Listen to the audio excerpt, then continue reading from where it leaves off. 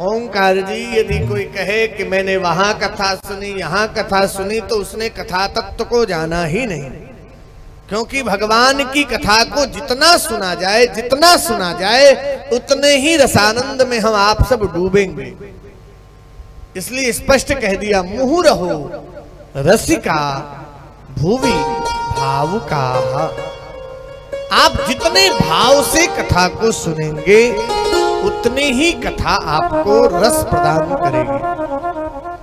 भागवत को भाव प्रधान ग्रंथ कहा गया, ना कि ये ज्ञान प्रधान ग्रंथ है। भक्ति भाव की प्रदाता है ये। दूसरा, भागवत के द्वारा जो भक्ति जागृत होती है, उस नारायण की दो दिव्य शक्तियां हैं उस ब्रह्म की। एक है माया, एक है भक्ति। और माया का क्या प्रभाव है? सो माया बस भयउ गोसाई, ओ माया बस भयउ गोसाई। बधेउ कीट मरकट की आए, बधेउ कीट मरकट की आए। माया क्या करती है? बोले बंधन में बांधती है, प्रभु के इशारे पे जीव को नचाती है। लेकिन जब भक्ति अगर भक्त के पास हो जाए तो उस भक्ति के प्रभाव से वह जो परमात्मा है वो नाचता है। भक्ति के प्रभाव से परमात्मा नाचता है और माया के प्रभाव से जीव नाचता है। बोले कैसे नाचता है? यदि ना नाचता होता परमात्मा भक्ति के प्रभाव से तो गोपियां कहती हैं, श्याम सुंदर तुम्हें छाछ पिलाऊंगी, चुल्लू भर। और उस चुल्लू भर छाछ के लिए, मट्ठे के लिए भगवान नाचते हैं, ऐसे हाथ कमर पे रख करके और ऐसे माथे पर रख करके। किसके प्रभाव से? भक्ति के प्रभाव से।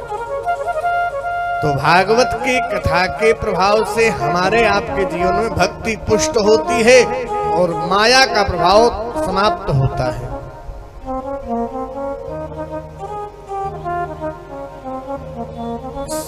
हम आप तो 7 दिन तक कथा सुन रहे हैं, लेकिन जो नैमिषारण्य है वहां पर सौनकादिक मुनि विराजमान है।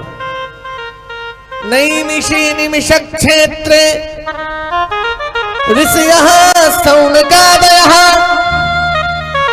सत्रम स्वर्गाय लोकाय सहस्र सममासत। वर्ष भर का अनुष्ठान कर रहे हैं। उसी में सौनक जी खड़े हो गए हाथ जोड़कर। बाबूजी, कथा आप आवाज सुनाई पड़ रही है आप लोगों को ना क्लियर? तो इधर उधर होंगे तो फिर काम चला जाएगा। काम की बात न चूकने का। स्पर्श करा के नीचे रख दे, स्पर्श करा के नीचे। नहीं निशे व्यवस्था मत लगी, आप लोग कथा में ध्यान रहे।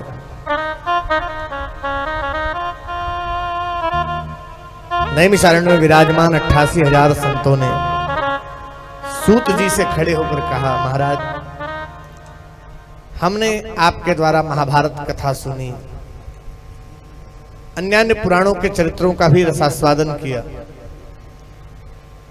लेकिन ऐसा साधन बताइए जिसके द्वारा परमात्मा की करुणा सहज प्राप्त हो। मानव के द्वारा परम धन की साधना हमारे द्वारा सहज प्राप्त हो। दूसरा, कलयुग में मनुष्य नाना प्रकार के आलस्य में डूबा रहता है। ऐसे उन आलस्यों में रह करके जीव का कल्याण कैसे निहित हो, इस पर भी हमें मार्गदर्शन करिए। तीसरा, भगवान श्री कृष्ण देवकी के गर्भ में जिस अभिलाषा को लेकर के आए, वो कौन सी अभिलाषा थी, उस पर भी मार्गदर्शन करिए। चौथा, परमात्मा के अवतार कितने हैं? कोई कहता 10 अवतार हैं, कोई कहते हैं 12 अवतार हैं, कोई कहते हैं 24 अवतार हैं। परमात्मा के अवतार कितने हैं, जरा इस पर भी मार्गदर्शन करिए। छठा, पांचवा, भगवान श्री कृष्ण अपने स्वरूप में गोलोक धाम चले गए। अंत में धर्म किसकी शरण में गया? इति संप्रत संहृष्टो विप्राणाम रोमहर्षणि प्रतिपूज्य वदस्तेषाम प्रवक्तो मुपचक्रमे। गुरुदेव कृपा करके हमें मार्गदर्शन करें, हमें बतावें कि आखिर भगवान धर्म की स्थापना करने के लिए आए और जब धर्म की स्थापना करके चले गए तो धर्म किसके आश्रय में रहा, उसका स्थान कहां है?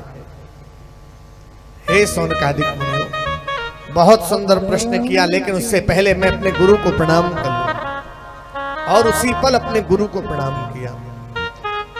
यम प्रव्रजन्तमनुपेतमपेत कृत्यम द्वैपायनो विरह कातर आजुहाव पुत्रेति तन्मयतया तर्वोऽभिनेदुस् तम सर्वभूत हृदयं मुनिमानतोस्मि। मुनिमानतोष में कह के प्रणाम किया। और जैसे मुनिमानतोष में कह के प्रणाम किया तो कहा, गुरुदेव ये आपने अभी भी जिनको मुनिमानतोष में परम वीतरागी कहा, ये कौन है गुरुदेव आपके?